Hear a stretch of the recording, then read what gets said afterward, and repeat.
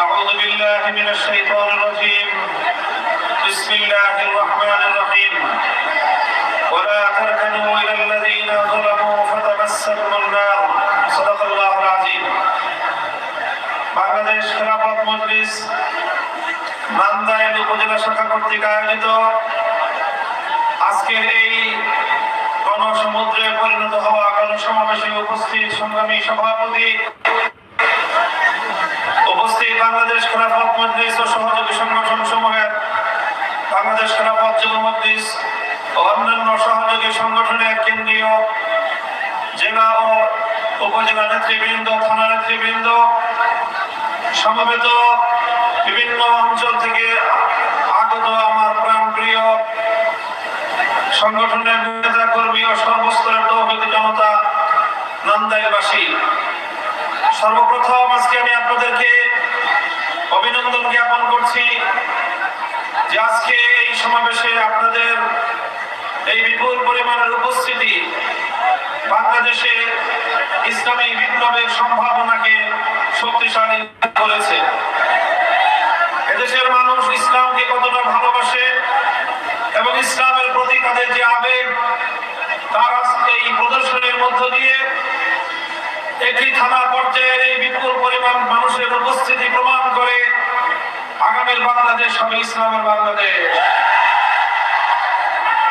আমি আল্লাহ পাক রব্বুল আলামিনের শুকরিয়া আদায় করছি যে মহান রব্বুল আলামিন বাংলাদেশের মানুষের বুকের উপর জগদ্দল পাথরের মতো চেপে বসা স্বৈরাচারী সময়ের ফেরাউন জালিম শাহী ফ্যাসিবাদী শেখ হাসিনাকে উৎখাত করে দিয়ে এদেশের মানুষকে মুক্ত বাতাসে নিঃশ্বাস গ্রহণ করার সুযোগ করে দিয়েছেন।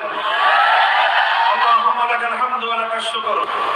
আজকের এই সুবর্ণ সময়ে স্মরণ করছি সেই সকল শহীদদেরকে যাদের রক্তের বিনিময়ে অর্জিত হয়েছে 5ই আগস্টের এই মহান স্বাধীনতা।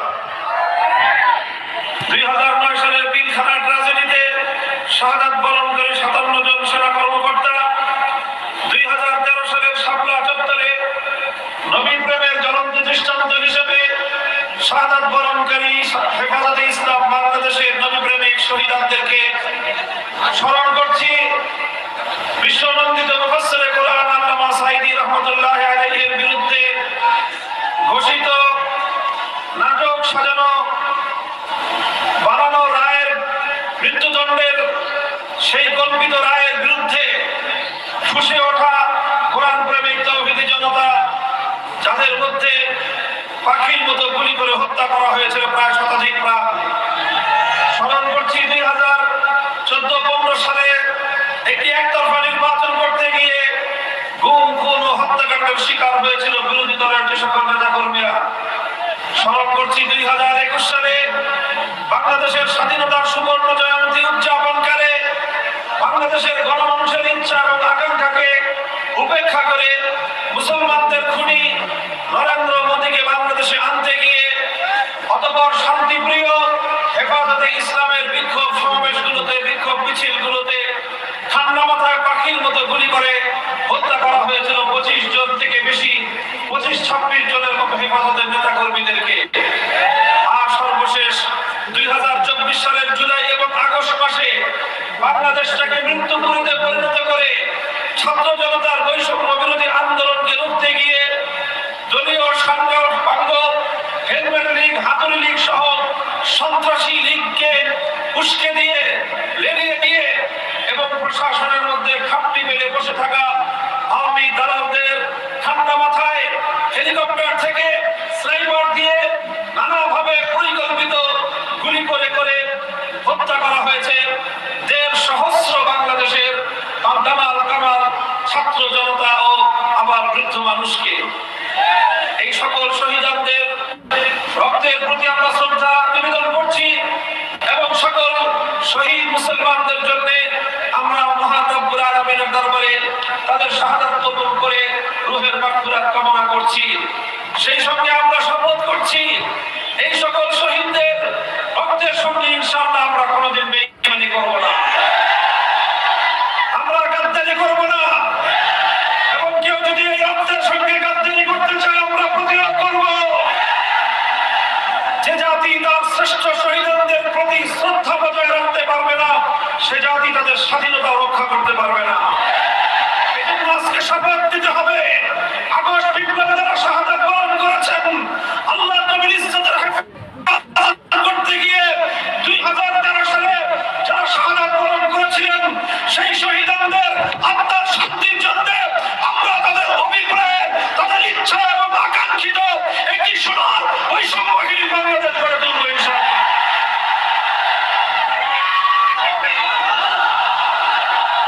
সংগ্রামী সাথী ও বন্ধুগণ, আমাদেরকে মনে রাখতে হবে, আমি এই বিপ্লবী ছাত্র সমাজ এবং এদেশের গণমানুষকে স্মরণ করিয়ে দিতে চাই, স্বাধীনতা অর্জন করা যত কঠিন, স্বাধীনতা রক্ষা করা তার চেয়ে বড় কঠিন।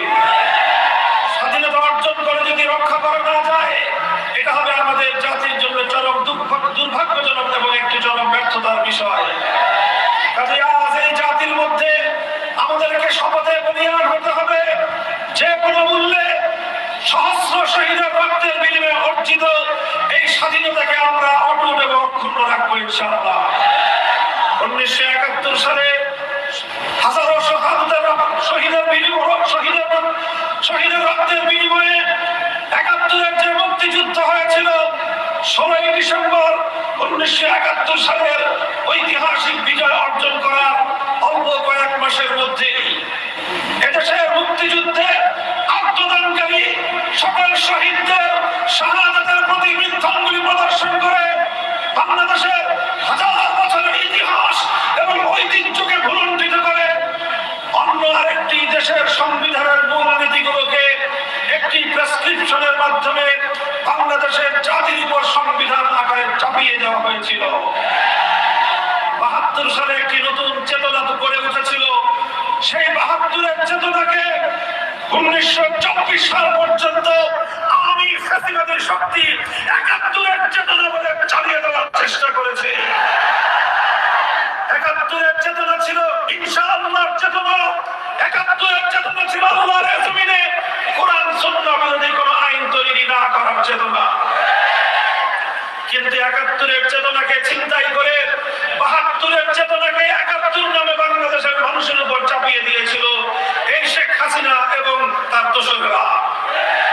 আমাদেরকে স্মরণ রাখতে হবে, 2024 সালের এই দ্বিতীয় স্বাধীনতার পরেও আবার শেখ হাসিনা তার ফ্যাসিবাদী অপশক্তি এবং পতিতশীলতার দোসরেরা ঘাপটি মেরে বসে থেকে এই বাংলাদেশের বিভিন্ন অংশে, বিভিন্ন প্রশাসনের বিভিন্ন স্তরে বসে বসে তারা এখনো পর্যন্ত এই 5ই আগস্টের স্বাধীনতাকে আবার ছিনতাই করার পায়তারা চালাচ্ছে। আজ আমি আপনাদের কাছ থেকে শপথ গ্রহণ করতে চাই, আমি নিজেও শপথ নিতে চাই যে রক্তের মাধ্যমে স্বাধীনতা অর্জিত হয়েছে, এর চেতনাকে রক্ষা করার জন্য প্রয়োজন হলে আমারও আমরা রক্ত দিব, আমারও আমরা শহীদ।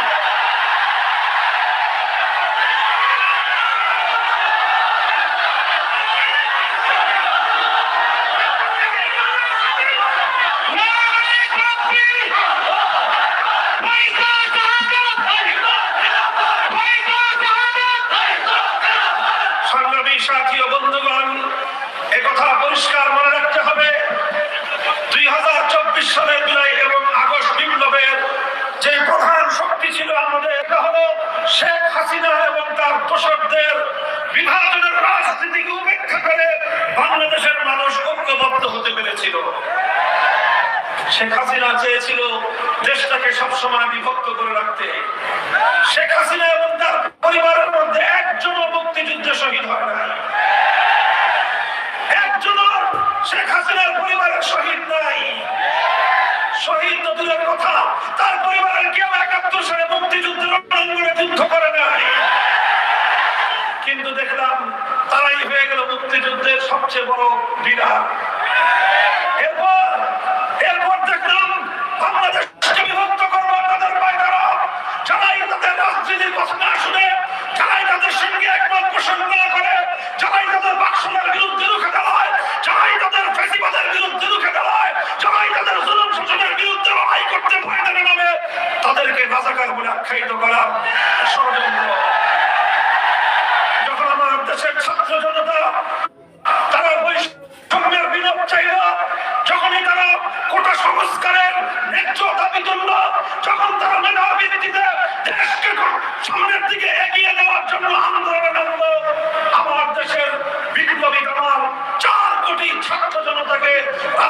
বাচ্চা বলে গালি দিল এই শেখ হাসিনা।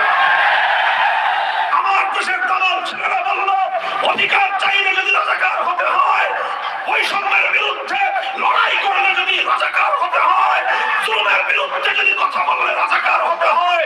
প্রতিটি শিক্ষাঙ্গন থেকে আওয়াজ উঠলো, আমি কে, তুমি কে?